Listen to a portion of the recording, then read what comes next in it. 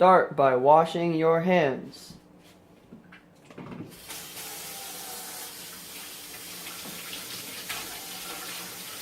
For the whole ABC song.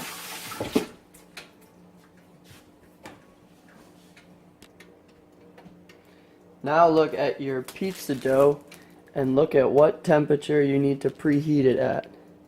And preheat your oven to 475 degrees. Now open your chicken breast package and cut the breasts in half and then cut them into smaller pieces. Turn skillet to 375 so you can pan sear the cut up chicken bits. Put oil on it if you don't want it to if you don't want the chicken to stick to the pan. After it's oiled, put the chicken in the cooking thing.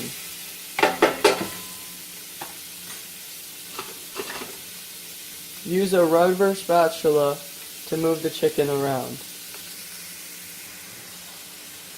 What you're trying to do is to get the chicken to be so it looks cooked on the outside. It doesn't matter about temperature quite yet because it's going to go in the oven with the pizza and the broccoli, and that will fully cook the chicken after it's done.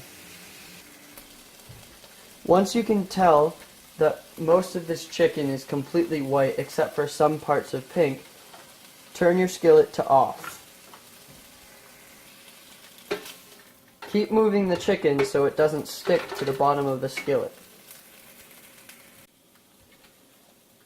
Now use the pan and spray it on the pan that you're going to use with the pizza dough.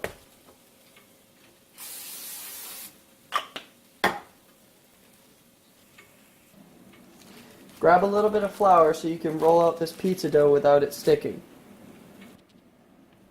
Once you have your flour down in your pizza dough, knead the pizza dough just a little bit to get the air pockets out. Knead is one of the vocabulary words you'll see in the end, along with protein, which is the chicken that you saw earlier, which we cooked in the skillet. And another fun fact, this pizza dough is a carbohydrate. After you knead the pizza dough enough, try and roll the pizza dough out so you can fit your pan. Once your pizza dough is to the edge, take your sauce and spread it evenly to make a thin layer over the pizza. Once your pizza dough is covered in your sauce, take the pizza blend of cheese and sprinkle it over the pizza. This is our dairy product, along with the Alfredo that we used. Now that our pizza is covered in the cheese and the sauce, we're going to use that chicken that we used way back at the start of this video and sprinkle it over the pizza. Make sure to use the spatula that you used to stir the chicken because the skillet may still be hot. Once your pizza is covered in the chicken, not your chicken is covered in the pizza. Once your pizza is covered in the chicken, use the broccoli and put the broccoli on top of the pizza. The broccoli is full of vitamins. One of the biggest vitamins in it is vitamin B6, also found in one of the cards at the end of this video. Once your pizza is covered with the chicken, broccoli, and cheese, we're going to place it in the oven. When the pizza goes in the oven, it's going to be in the oven for 10 to 12 minutes.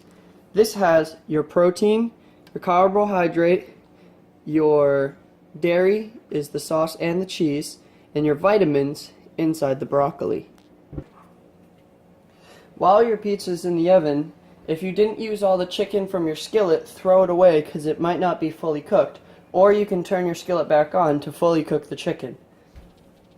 And after you're done with that, try and clean up whatever station you have.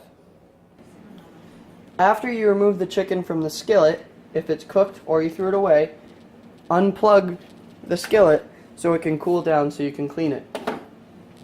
Now that the timer went off, we're going to check the pizza that we've put in here for 10 minutes on the top rack. As you can see, it's starting to get a little brown on the outside, but it might not be ready yet because it looks a little bit doughy. So I'm going to leave it in just for a little bit longer. Now that the pizza has been in for a total of 12 minutes, we're going to pull it out and prick the chicken to make sure it's at 165 degrees. Now that I checked the chicken was at 178 degrees, so it's perfectly fine to go. So I'm going to use the pizza cutter I have, cut up the pizza, put it in a box, and then take it to a friend's house and we'll eat it. That's cooking a pizza. Bye-bye. A few notes before I go about a couple things I might have missed was making sure that the pizza was in for the full 12 minutes, which was done. Making sure I gathered all the materials at the start. That might be something you want to do before you start, just so you have everything right in front of you.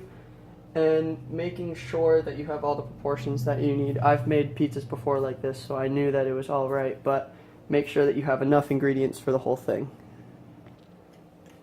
There were also 9 terms that I might have not used in here, but I definitely showed you guys. So I will write those down for you, type them up, Miss Kelly, and I'll turn those into you so you have all the 9 terms.